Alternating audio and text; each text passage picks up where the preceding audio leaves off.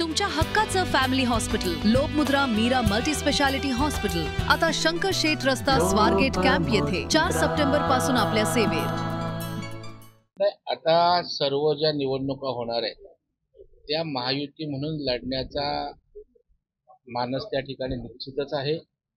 तथापि कदाचित ज्या ठिकाणी स्थानिक स्तरावर स्वबळाचं जर एकमत झालं तर त्या ठिकाणी तशाही प्रकारची गोष्ट होऊ शकते। परंतु आजच्या तारखेला तरी या ठिकाणी अजितदादा, एकनाथ शिंदे साहेब आणि देवेंद्रजी अशा आमच्या तिन्ही पक्षाच्या नेतृत्वाखाली एकत्रितच निवडणूक लढण्याचं सध्या तरी आहे। बीडमध्ये या ठिकाणी देवाभाऊ बाहुबली अशा नावाचे पहिल्यांदाच पोस्टर या ठिकाणी झळकलेले पाहायला मिळतात। ज्या पद्धतीनं मराठा आरक्षणाला जी या ठिकाणी काढला गेला, बीडमध्ये खऱ्या अर्थानं एक वेगळं चित्र या पाहायला मिळतं। सुरेश दसांचं पण फोटो याच्यावरती आहे आणि लढाई आपण जिंकलो अशा पद्धतीचा आशय याच्यामध्ये पाहायला मिळतो। देवाभाऊंना एका व्हिलनच्या स्वरूपामध्ये काही राजकीय नेत्यांनी आपल्या राजकारणासाठी उभं केलं होतं आणि शेवटी मराठा आरक्षण हे देवाभाऊंनीच दिलं होतं, ते टिकवलं होतं।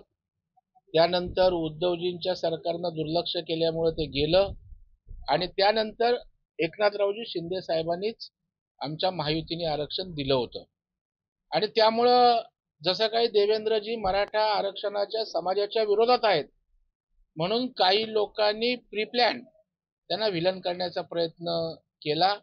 परंतु देवाभाऊ आहेत आणि बाहुबली असल्याचं त्यांनी एकही मारा लेकिन जोर से मारा अशा पद्धतीनं या ठिकाणी त्यांनी मराठा समाजाची मनं जिंकलेत आणि आपण बघताय संपूर्ण महाराष्ट्रामध्ये जसं बीडमध्ये बाहुबली आहे तसं सर्व शहरात आज मुंबईमध्ये छत्रपती शिवाजी महाराजांना नतमस्तक होतानाची पोस्टर्स लागलेत आणि त्यामुळे एक मराठा समाजामध्ये देवेंद्रजींच्या विषयी एक आदराचं आणि आपुलकीचं स्थान निश्चितच उभं राहिलेलं आहे। मुंबईत सुद्धा आणि ठाण्यात सुद्धा अशा प्रकारे पण खऱ्या एक कॅम्पेनिंग भाजपकडून सुरू झालेलं आहे, पण शिंदे साहेब असं म्हणतात की आम्हाला कॅम्पेनिंगची गरज नाही, आम्ही आमच्या विकासाच्या जोरावरती। असं कुठे फोटो टाकून कॅम्पेन होत नसतं। हे उत्स्फूर्तपणे त्या ठिकाणी त्या समाजाच्या भावना आहेत। जसं आता बाहुबली बोलले, हे थोडं आम्ही काय सांगायला गेलो।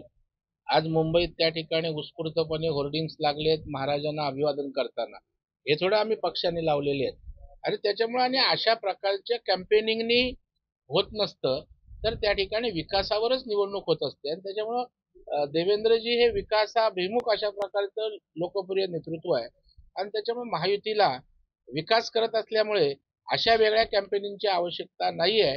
हा उत्स्फूर्त मराठा समाजाचा ज्या काही भावना होत्या त्या वेगवेगळ्या स्तरावरून प्रदर्शित झाल्या।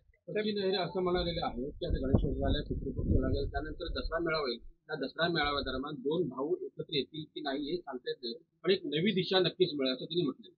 दसरा मेळावा येतो, दसरा मेळावा त्यांची जी काही दशा झालेली आहे त्यातनं बाहेर येऊन त्यांना दिशा मिळावी अशी आम्ही सदिच्छा व्यक्त करतो। परंतु त्यांनी त्यांचं स्वप्न पाहावं, त्यांनी त्यांचा पक्ष वाढवावा, दिशा शोधावी, आमचं काही त्याला हरकत असायचं कारण नाही। परंतु आमची स्पष्ट दिशा आहे, त्यामुळे महाराष्ट्रातील जनता, मुंबईतील जनता ही पूर्णपणे भारतीय जनता पार्टीने आमच्या महायुतीच्या मागेच आहे। तुमच्या हक्काचं family hospital Lokmudra Meera multi speciality hospital आता शंकर शेठ रस्ता स्वारगेट कॅम्प येथे 4 सप्टेंबर पासून आपल्या सेवेत।